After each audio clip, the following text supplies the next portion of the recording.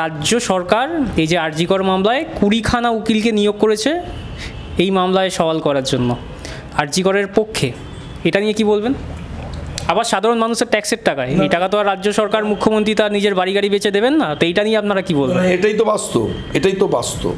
একটা সরকার তার সরকারি পৃষ্ঠপোষকতায় অন্যায়কে দুর্নীতিকে গার্ড করছে, অন্যায় দুর্নীতিকে এন্ডোর্স করছে। এবং যে ডাক্তারের, আমি এই বিভিন্ন চ্যানেলে যখন গেছি এর মধ্যে বেশ কিছু জায়গায়, আমি ওই ডাক্তারের নাম উচ্চারণ করতে পছন্দ করি না এবং আমি মনে করি উচ্চারণ না করাই ভালো। যাকে কন্ডেম করা উচিত তাকে প্রমোশন দেওয়া হচ্ছে, যার চাকরিটা খারিজ করা উচিত, চাকরি থেকে যাকে বরখাস্ত করা উচিত তাকে অন্য একটা জায়গায় আইওয়াস করে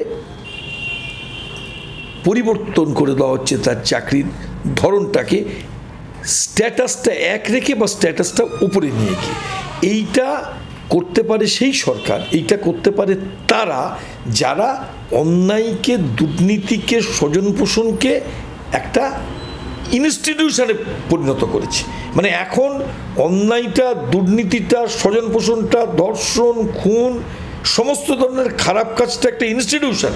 আমি বলছি না যে সমাজে খারাপ কাজ হতো না, কিন্তু একটা সামাজিক অভাবের মধ্যে দাঁড়িয়ে সমাজ যে যারা খারাপ কাজ করতেন, সমাজে যারা অন্যায় দুর্নীতির সঙ্গে যুক্ত ছিলেন তারা ভয় পেতেন, দিনের আলোকে ভয় পেতেন, সাধারণ মানুষকে ভয় পেতেন, সমাজকে ভয় পেতেন। আজকে তারা ভয় পান না।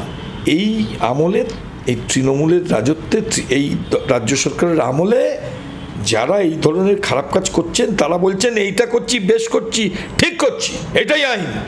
এইটাই হচ্ছে এই ব্যবস্থার চরম উৎকৃষ্টতম অবস্থা, চরম উৎকৃষ্টতম অবস্থা, যেটা মানুষ সহ্য করছেন, কিন্তু এই সহ্যের সীমা ছাড়িয়ে যাবে।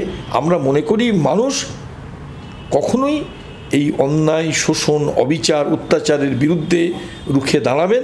কখনোই মানুষ সারা জীবন এটাকে সহ্য করতে করতে করতে চলতে পারে না। It should not be continued, এটা কখনো কন্টিনিউটি পেতে পারে না।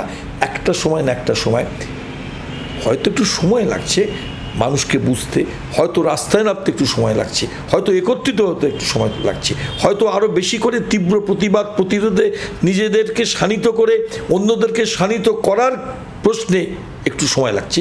কিন্তু আজ নয় কাল, কাল নয় পরশু এই ধরনের রাজনৈতিক দল এবং এই ধরনের সরকার চালাচ্ছেন যারা, তারা নিশ্চিত করে সাধারণ মানুষের সামনে এসে দাঁড়াবেন এবং দাঁড়াতে হবে এবং জবাবদিহি করতে হবে।